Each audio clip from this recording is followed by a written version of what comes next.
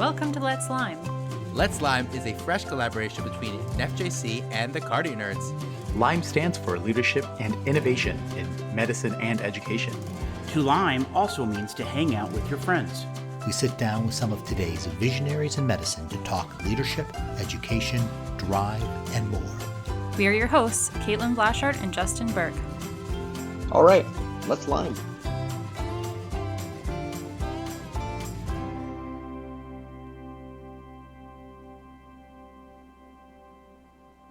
Welcome to the third episode of Let's LIME. Let's LIME is a joint initiative between the members of the Cardio Nerds Academy and the Nephrology Social Media Collective. We sit down with some of today's top influencers in medicines and education to learn how and why they do what they do in this innovative space. I'm Justin Burke, and our co-host tonight is the wonderful Dr. Avi Odlasser. Welcome, Avi. Thank you so much for having me. So I now have the pleasure of introducing our esteemed guest tonight for this third episode. So welcome to Dr. Jen Gunter. For those who have never crossed paths with Dr. Gunter's prolific and impactful work, she is Twitter's resident OB-GYN specialist, as well as specializing in other facets of medicine, whose work and advocacy hit a very wide audience, both within the healthcare community and the lay community. Her pinned tweet says it succinctly, "Come for the science, stay for the sex.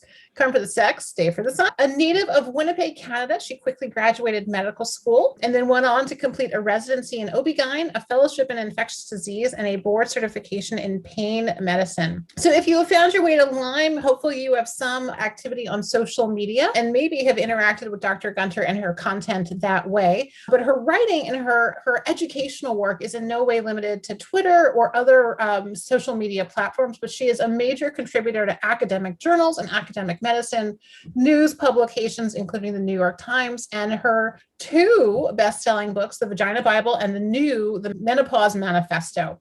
She also has her own 10-part docuseries called Jensplaining, which I actually got to see myself when I went to Victoria, Canada 2 years ago before the pandemic, and now has a TED podcast affectionately titled Body Stuff with Dr. Jen. So we are so grateful to have you here with us tonight. So a hearty round of applause and welcome.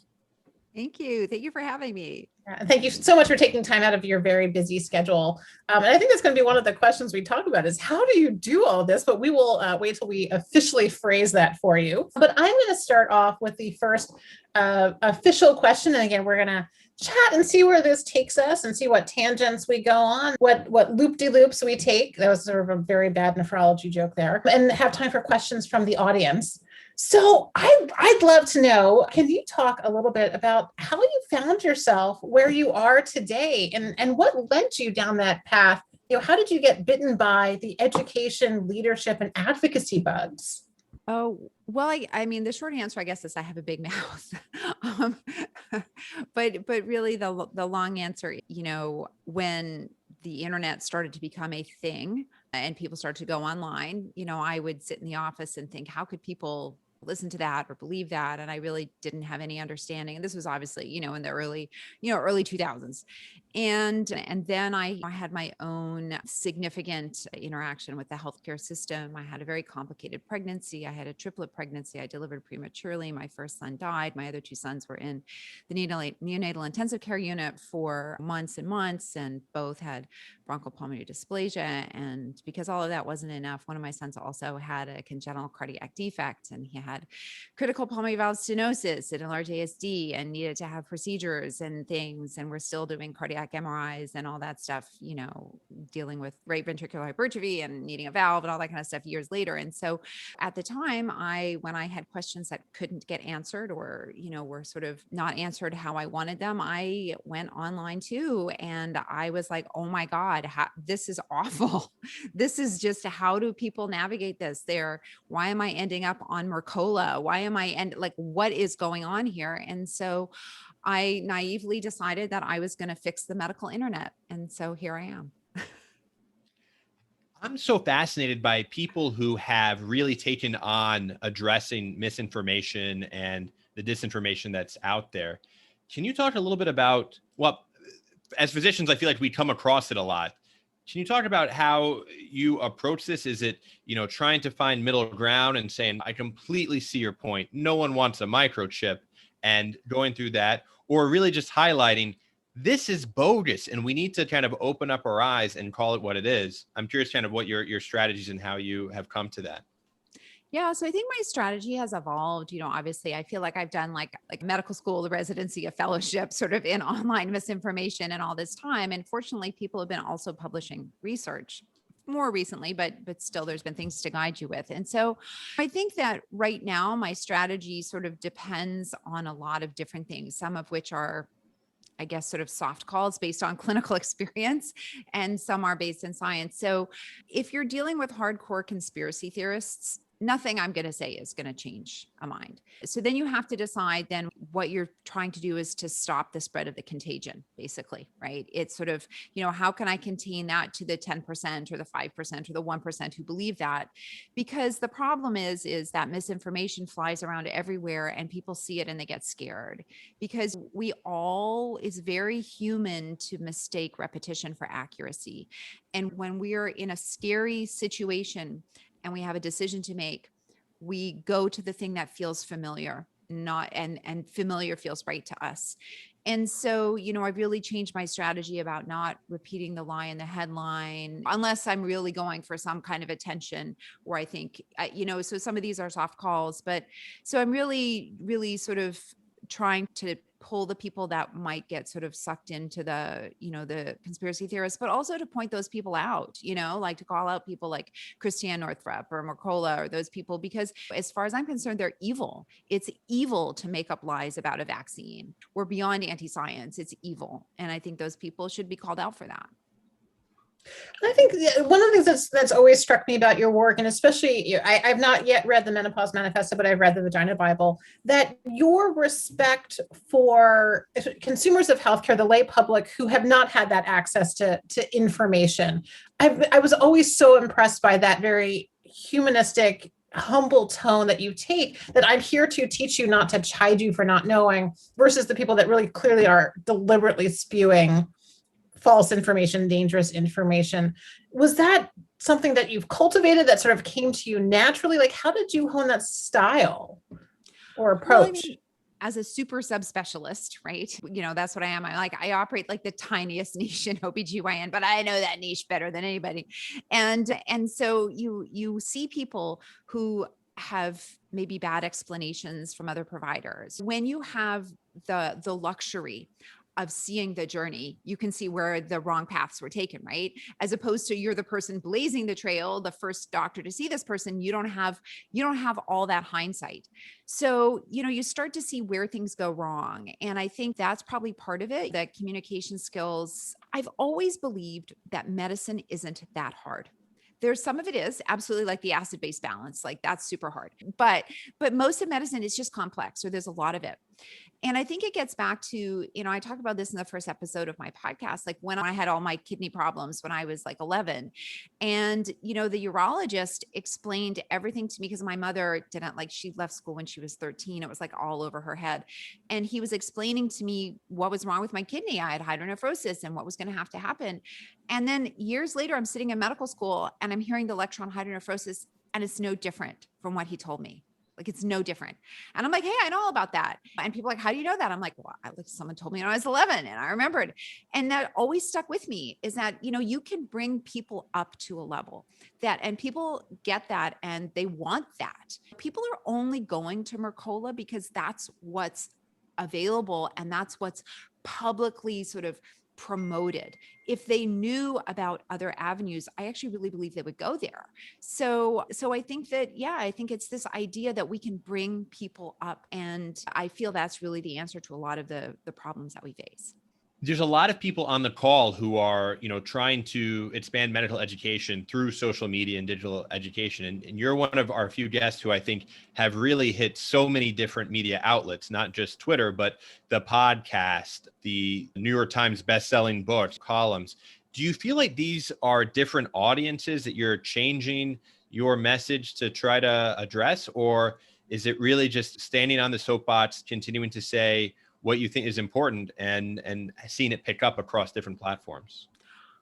Well, I would say like the core message is the same, right? That if you learn more about your body and I can give it to you in a fun way, that's impactful. That will make a difference. You will be, empowerment through information. I mean, I'd say that is like the core message. But yeah, the delivery is obviously different, right? So what you have to do for TV versus what you have to do for a podcast versus, there are different sort of styles of entertaining, if you will, right? Like it's the difference between giving a lecture on the fly versus one that you prepared in advance, I guess. And yeah, I mean, Twitter requires, I would say, a different megaphone to get people to pay attention versus Instagram. It's a little different. Like there's different cultural, just like, I don't know. I think that when you talk to different groups of doctors, like the GI docs versus the cardiologist, I don't know. I mean, I think sometimes your communication style is different with the different groups because groups all take on like, I don't know, group dynamics, I guess. Right.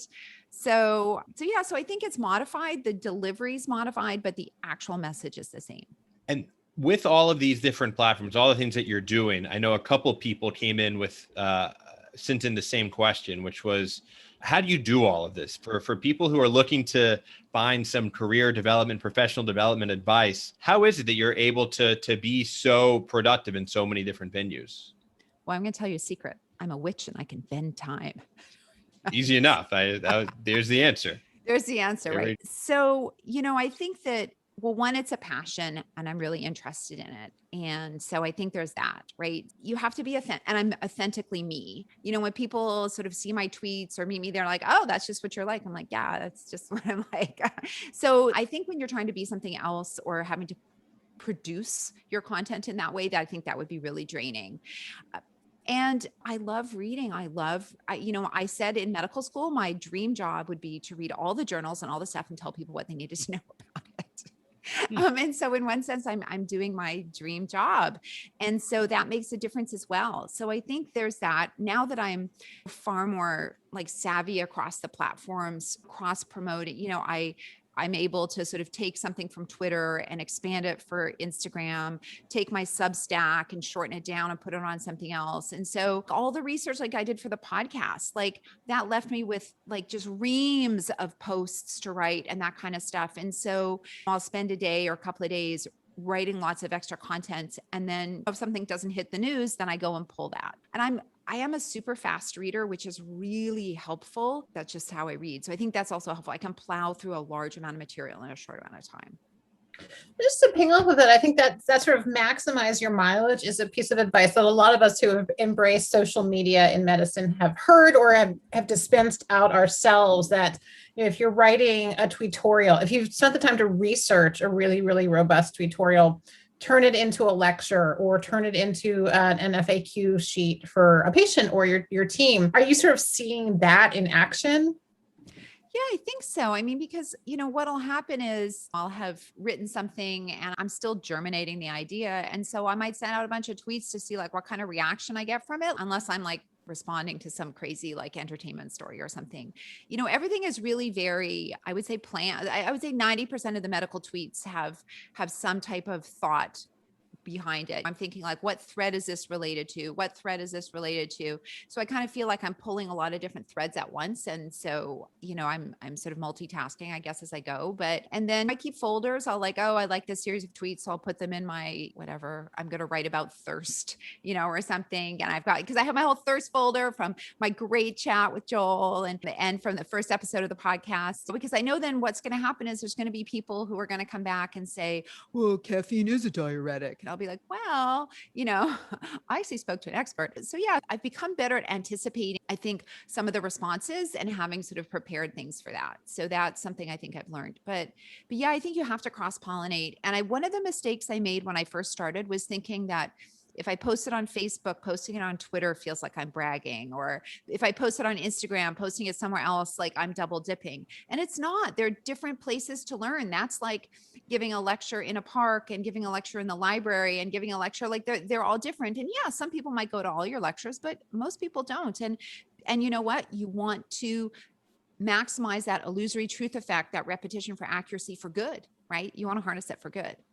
Yeah, that's a great term to throw out. If our listeners or our viewers have never heard the term illusory truth effect, it's worth nailing down for your vocabulary. So we talked about sort of medical topics, especially medical topics that are within your area of clinical expertise. And Joel put a question in the chat bar, and I'm going to ping off as well. I realized that the first time I saw your content on social media was during the 2016 presidential debates, and you were live tweeting. And then there have been other big name celebrities that you have taken on, to put it bluntly. And for us, outsiders looking in, it seems that there were some of these like key inflection points that you had always been there, or had a track record of putting out impactful, accurate, high yield content. But did this change your trajectory? Did it energize you? Did it change your tone or your approach in any way? Or did it just give you that forward momentum to continue to use social media?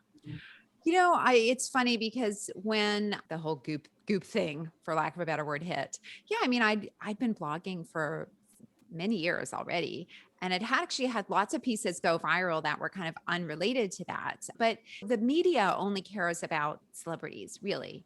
And so it would give this false impression to people that was like a larger percentage of what I was doing. So if you Googled my stories, like all the celebrity ones would come up, because that's the internet. And that's actually part of why I teach people how to search online. So it's lazy journalism. There'd be journalists who write about me and say, oh, you're only writing about Gwyneth Paltrow. I'm like, well, you're like the laziest Googler in the world. Just go to my blog. Like, what are you even talking about? Like, they're all listed there. You can go by percentage. So, I think that, what that did for me was realize that I was actually on the right path. I was plugging along with my backpack on my back, going to fix the medical internet, doing the content that I felt was right.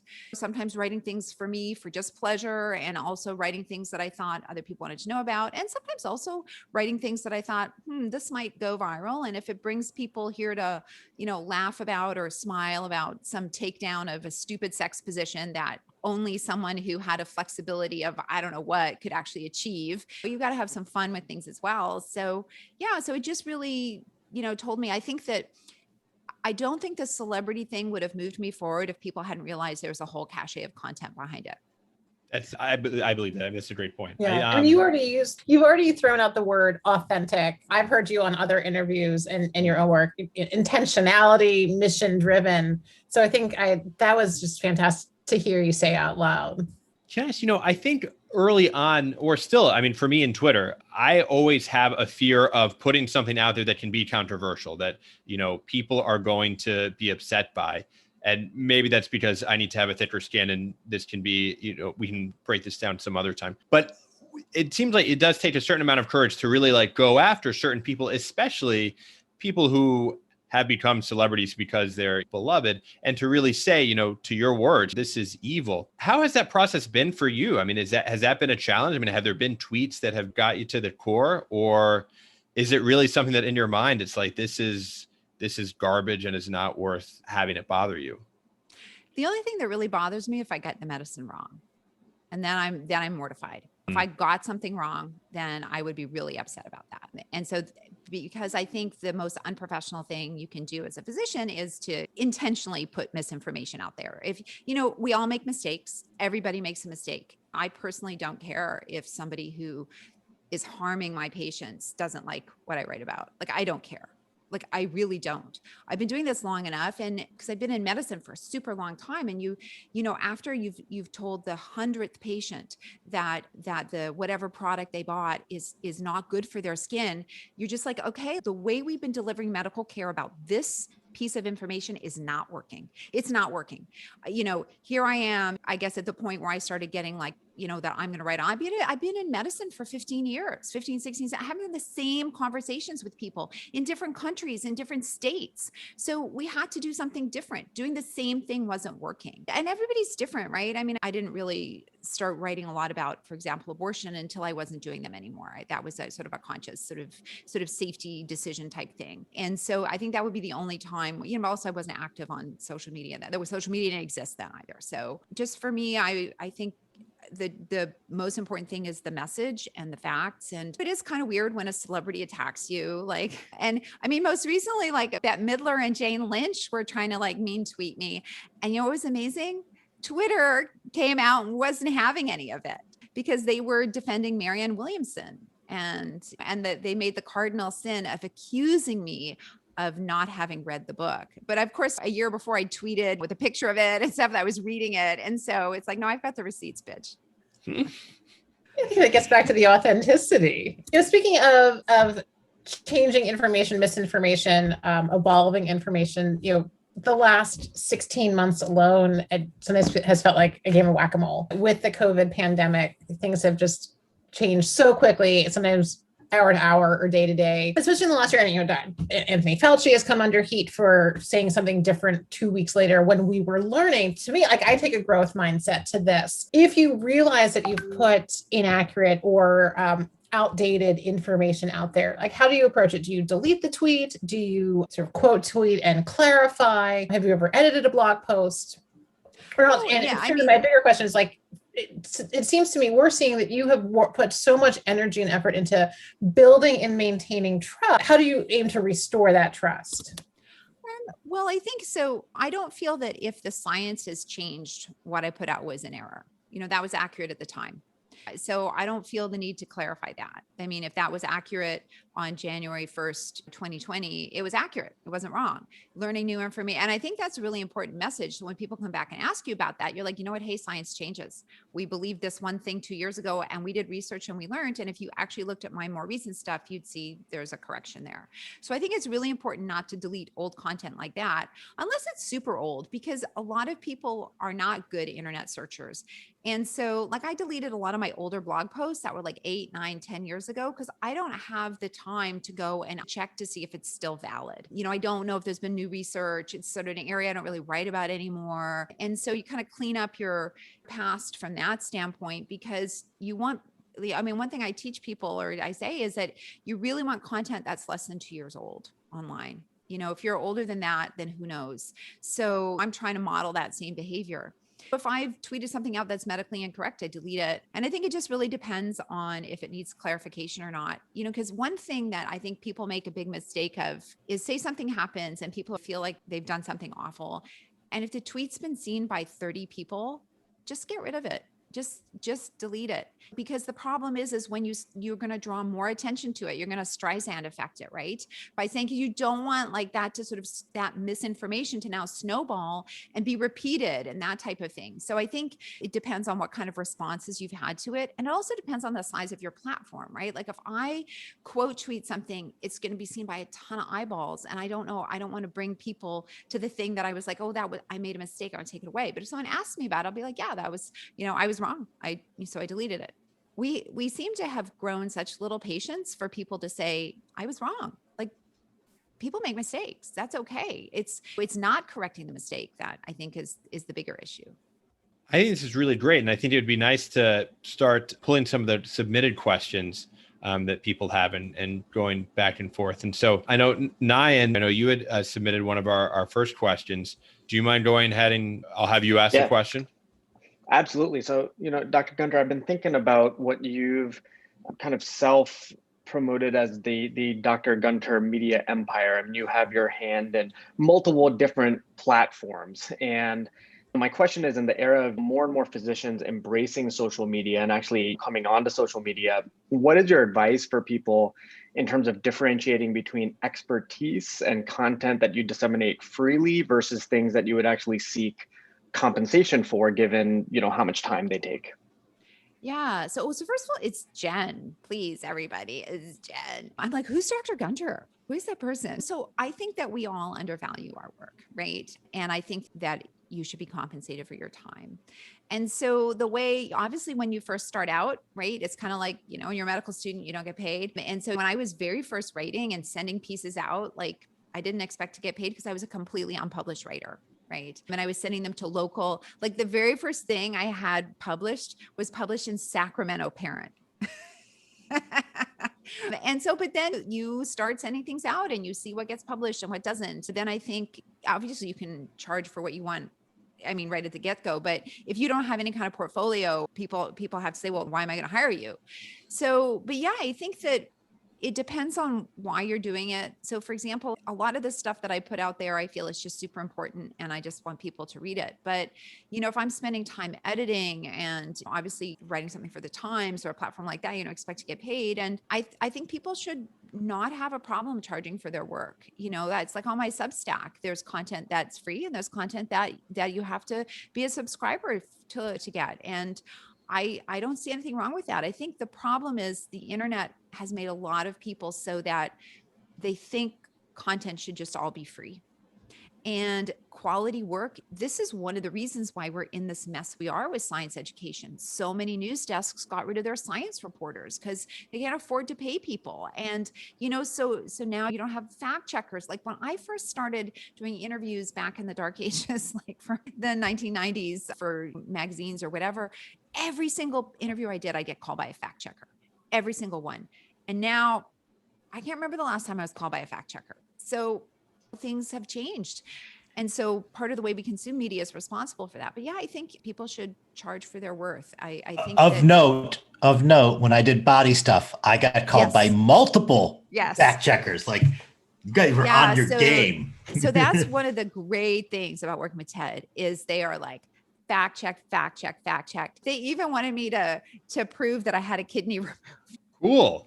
We need to fact check this. And I was like, you want to see my scar? I have like a big old, like the old time nephrectomy scar that goes like it looks like a shark bite. But they just wanted the name of the hospital so they could prove that hospital existed. So I appreciate it. But yeah, I'm like, I don't know. I was 11. I can't remember the name of the surgeon. I don't know. So here's the deal. So this is part of educating people. So when people go to Mercola, they think it's free.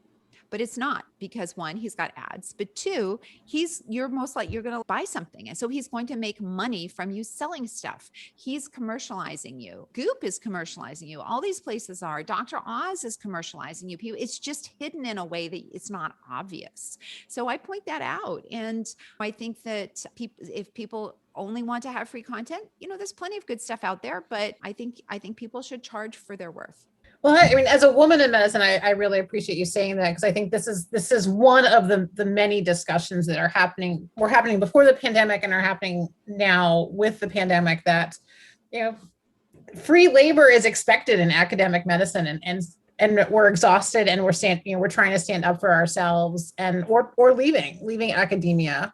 Right. I mean, I was in academics for 10 years and then I was not. Look, I mean, the media is used to getting doctors to do stuff for free because we're used to being slaves in residency and doing all this ton of work for a very little bit of money or no money sometimes, right?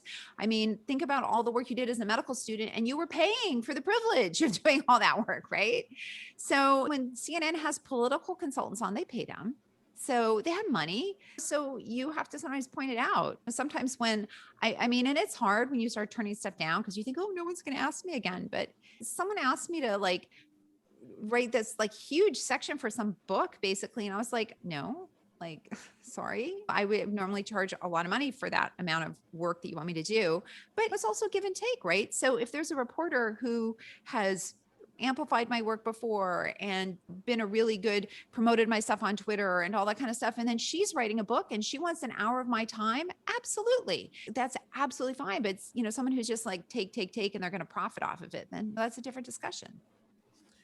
I've personally said, the number of times I've said leeches in the last month, I'm like, leeches aren't just history of medicine anymore. I'm channeling our friend Adam Rodman right now. But I'm sure we have other questions from the audience, but I want to just ping off the fact that you said you left academic medicine. I think this is another interesting, evolution of 21st century medicine, that we talked about silos before we started recording. It's not just academia and non-academics now. I know you've been interviewed by Dr. Mark Shapiro, who is very passionate about I'm not in academics, but are you finding that with social media and all these modern platforms, you don't have to be in academia to teach anymore and have an impact? Do you keep that in the forefront, or how does that sort of inspire you to pursue these novel pathways? Well, so when I was first starting out writing and online, and things would get very little traction because I was new, and then I would see the stories that the press would write, and I'd be like, or I'd do an interview, and I'd be like, you didn't get that right. And then when I would start writing for bigger outlets and I would see that the editors want to change what you write a lot of times, I don't think that's the direction of the story. And I'd be like, well, but I'm actually the expert and that is the direction. And the problem is you don't realize how much of the medical news that you consume is actually crafted by the editors because they have stories they want to tell. Not always. And it depends on what part of the paper you're in, and it depends what publication, and it depends, if you write something like I've had things that I've written that have been perfect and the editor's like, oh my God, that's amazing. And other times where they're like, I don't think that's what's interesting. And here's the hard truth. What's interesting medically isn't often what's interesting to the public, right? I mean, the things that you need to know sometimes feel like eating your fruits and vegetables. Although those are pretty tasty, as opposed to like eating ice cream. So sometimes you can make it seem like ice cream, but sometimes you can't. So after having some sort of frustrating interactions and things like that, I thought, okay, right. I have a smart brain. I'm gonna actually get my own media empire. I'm gonna be the editor. I'm going to be the person making those decisions. And so I really set out really intentionally to do that. When the opportunity came up to do TV, I said, you bet.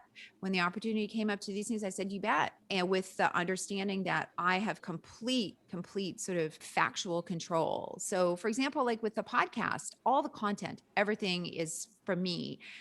What happens with the production team is they trim it down and say, this is the stuff I think is going to resonate. But so they're not changing the message. They're packaging the message in a way that it's going to be accepted. And so that's okay. And I'm hoping one day, I'm going to be really honest, I'm hoping to have my own production company. Very cool. I'm looking through some of the other questions, and Matt Sparks, I know you submitted a question specifically about, well, I'll let you do the question. So my question is, you have taken on others that have a lot more means. And I think for us, we've not taken on anything near that caliber, but we have received some letters from lawyers, cease and desist letters. How do you deal with that?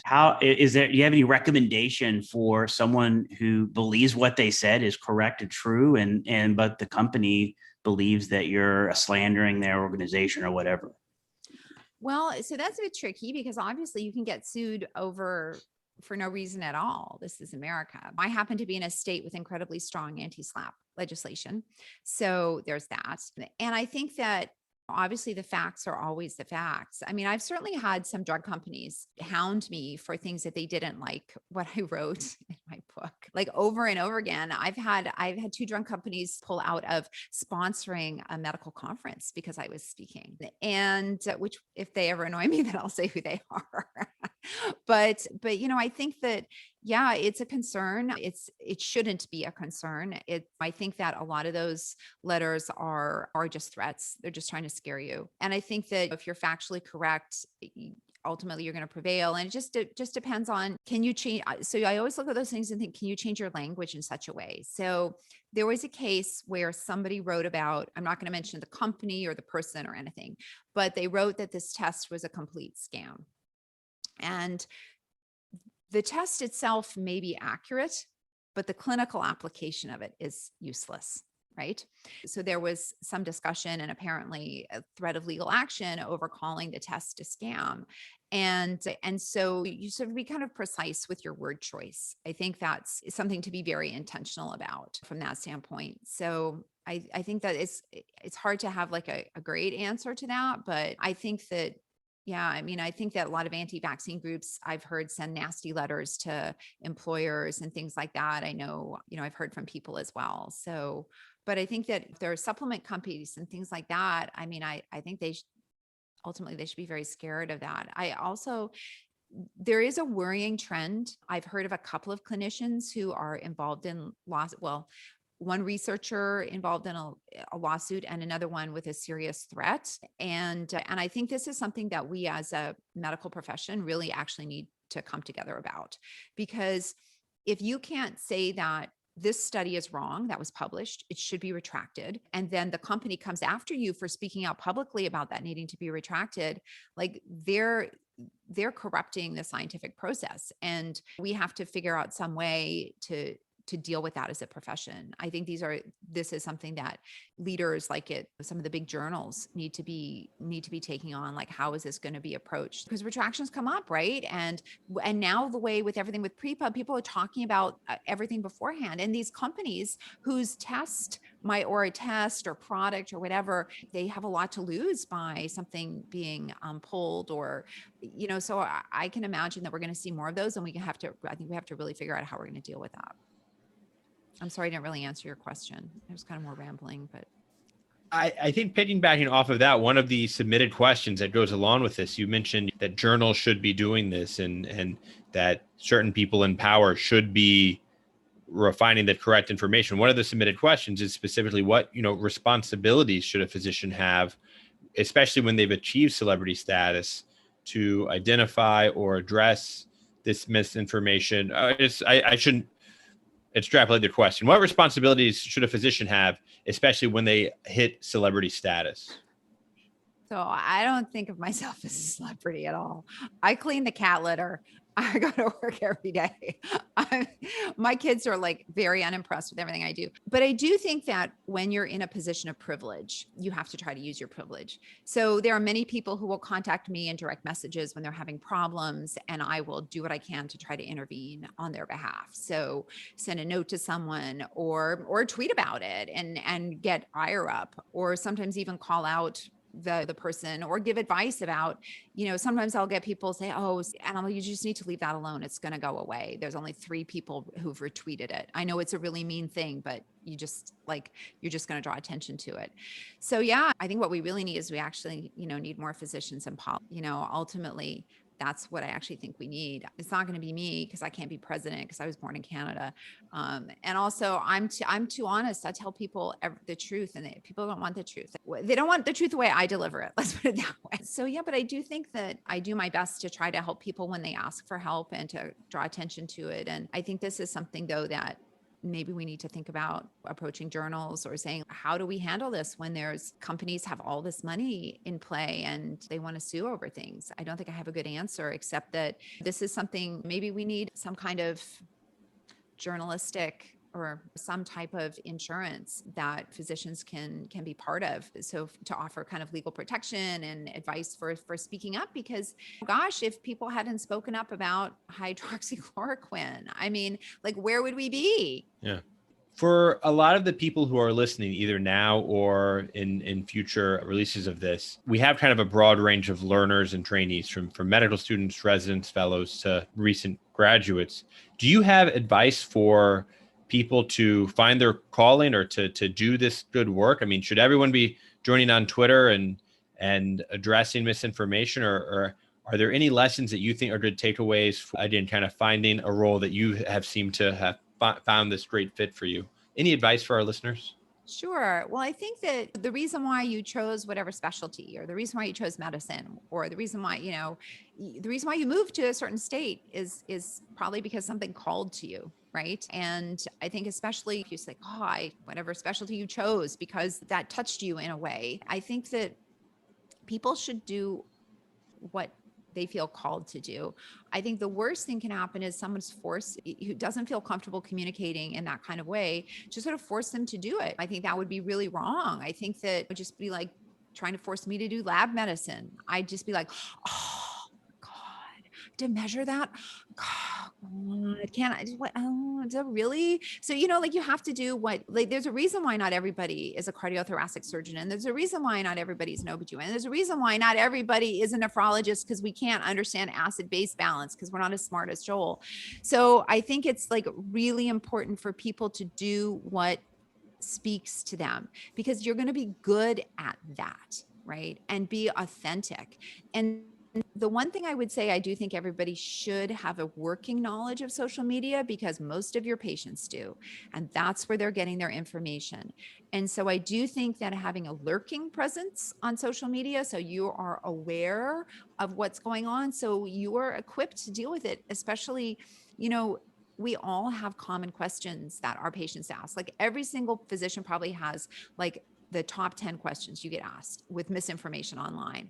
Like, look up where it's coming from so you're prepared, so you can deal with it proactively. Because I'll have patients bring something up and be like, oh, that came from Dr. So-and-so, and that work's really not published, and that's not something that I would really recommend you do. And these are reasons X, Y, and Z. So for example, you don't have a systemic yeast infection. The guy who wrote the book saying you do has never actually published anything in it. I think that you have to know what people are going to, but I think you have to do what is authentically you. People can smell when it's not authentic. They really can. People are very smart. And I mean, that's kind of one of the reasons why I'm not really very active on TikTok. It just hasn't worked out authentically for me. So I think you have to do what works well for your style. Well, I appreciate you saying that too. And I can't remember what venue or forum it was, but I feel like I've learned from you, I've heard from you that that's one of the reasons that you're compelled to be on social media, that if you're trying to combat misinformation, don't run from the platforms that it exists on. Throw yourself into that mix, expose yourself to the misinformation, and then use those platforms to educate. Yeah, I mean, just think about like the reason why people are hesitant about the COVID vaccines.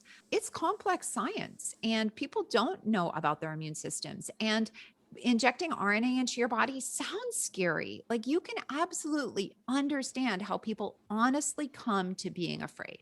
You can absolutely understand it. When I first heard about mRNA vaccines, I was like, what? And then I found a review article, and I felt really relieved that there was a review article on them, because that means people want to study them for long enough to have a review article. But if you're not a doctor, you don't know that. Like, honestly, when I saw a review article on mRNA vaccines, I was like, oh, okay, we're good. This has been around for a while. We're already at the point where people are writing review articles. So I think that if you're not online, you don't know that people are really worried about this. Like, the idea that the spike protein could make you infertile is, of course, from Christine Northrup's Twisted Mind. That's, she's the originator of that myth, apparently. And so if you don't know that's what people are reading, you can't say, hey, you know what? I know people are afraid because of the spike protein, and this is what I want to tell you about it. Sometimes we're afraid to get ahead of the misinformation, and I don't think we should be. I think people really respect it, because when you have information that you've gleaned online and you start to talk to your patient about it, you've validated their searching online, and they feel, and I think that's really important. And then they know they can talk to you about it. So that's what I think. Well, before we wrap up with the last question from Matt Sparks, again, I just want to say thank you and just call attention to that. Again, you have such an empathy and humility when it comes to meeting patients where they are. And I think you have a reputation for being sharp and witty and bringing humor, but like, I love hearing this from you, that you've got to make eye contact and be empathetic and put yourself in someone else's shoes to make a difference in medicine. So thank you for getting that out in the open during this recording. Oh, Dr. Sparks, I'm pointing. Okay, so this is the last question. I want to know, and I think we all want to know, what can we expect for Jen Gunter in the future? What can we look forward to? Can you give us a hint or a prelude or something? Well, like I said, I want to have a production company. I think that there are so many ways that we could be fixing the information, sort of the disinformation sort of problem, by having more physicians involved in ways that are better. I mean, just for example, and it doesn't have to be having TV shows or things like that, but better consultants, or talking with, so one big example that is just something that irritates me, because it's very sort of specific to my recent stuff with menopause, is that you never see women dying of heart attacks in TV shows or in movies. Women die of domestic violence, they die in tragic accidents, or they die of cancer, right? But the number one killer of women is heart disease. And so the fact that it's never reflected ever anywhere contributes to the fact that still today, women don't identify it as their number one cause of death. And I'm not saying people should be getting their information from the movies. On the other hand, the fact that it's just not reflected anywhere, you could write a better script. We could have physicians, for example, who are script doctors, who go in and fix content. So it's better, because you know what? I think it's this idea that you're resting on the trope of the sort of, all the ways women die on television, or they're all related to sort of basically misogynistic tropes. And so pointing that out, I think is something that's really valid. So I think that people want to have more science. I think that it would be great to have more places for people to go to get information, because I know I don't speak to everybody. I know people listen to me and say, oh, she's too strident, or she's too this, or she's too that. And people mistake that how you communicate on Twitter. They think that's actually how you might be talking like in the office. And obviously it's not, because it's Twitter. It's a different communication style, just like I don't sing in the office, right? Well, I do sometimes, but so I think that, I would love to have a production company. I'd love to be the person making the decisions at the top, because I think that ultimately that would be, I think, where you could sort of change things. It's just like, I hate to use this word, finding the root cause, but so we'll see. I don't know. We'll just have to see. Everything I've done is, while it's been intentional from an educational, like how is that pushing the empowerment thing, a lot of it has also been taking a step and kind of growing where you're planted. Like, this is what's working. Okay, I'm going to keep going in that direction. And so sort of, I would say some of it's very thoughtful and some of it's very, well, what's around this corner. I love the idea of growing where you're planted. Maybe that when the Cardio Nerds and NSMC and the associated podcast come together, you can buy all of them, and you will be the producer of the Gimlet of healthcare podcasts. Well, we'll see. But I want to leave you with, well, if there's more chatting, that's fine. But I want to give you a little anecdote about something that happened to me when my kids were little that told me what I really needed to do. So one of my sons had the worst gastroesophageal reflux related to his prematurity, like the worst. He vomited after every single feed. It came up out his nose. He'd have oxygen tubing on. So and then he'd go apneic. So I have to whip the oxygen out. I have to, deep suction him, get a new tubing on, all this stuff, right? So you start getting really desperate about maybe it's the formula. And when you have a problem that has no solution, right? We have lots of problems that have no solutions. Sometimes the answer is time, but that is such a hard thing to tell people. And I couldn't hear it from the doctor. And I don't think the doctor could even tell me. Like, what really needed to happen was his lower esophageal sphincter had to mature, and it just wasn't. And so I started switching formulas. And, you get panicked and you're not doing it any kind of logical way. And I would try this one for a while, and I would thicken this, add this, and it was chaos. And the more chaotic you get, the more worked up you get, and the worse rabbit holes you sort of get down to. So I ended up switching him to soy formula, which we now know is the least optimal thing. But it felt like he was better. And so I ended up, he was on soy formula for a whole year. And I really wished I hadn't done that. If I'd had the right information, why I couldn't find that information online, I should have been able to find that. Why, I couldn't, because I got panicked. And then I just started thinking about, well, what does the American Academy and Pediatrics say? And a lot of the medical content directed for people like me from medical sites was wishy-washy. They didn't say, you must try this first. Oh, well, maybe. And you know what? Pseudoscience is never wishy-washy. And the second thing is familiarity. We also mistake having a firm opinion as being accurate and competent. And I think that we have to figure out better ways in medicine to be firm and accurate when we can be. That we always say, well, you can't prove a negative. Well, you know what? Sometimes you can. Sometimes there is enough research. So I just think that's a lesson I just want to share with people, is that it's so easy to be desperate, and it's so easy to go down that kind of place. And it's so easy to make a decision that maybe you wished you hadn't in retrospect. And I just keep thinking that if I was making those choices with all my background, then that's a huge issue. So I hope that the empathy that I have for people comes through, because I know what it's like to be there at 3 a.m. and be so freaking desperate. And I think we all do. I mean, doctors even Google things at 3 a.m, right? Yeah, everybody's like raising their hand. I think that's such an inspiring anecdote to end on and kind of put this all together. On behalf of everyone, I'll let other people chime in, but thank you again for joining us. I think this was very informative, helpful, and inspiring, and we really appreciate your taking the time. So thank you for joining.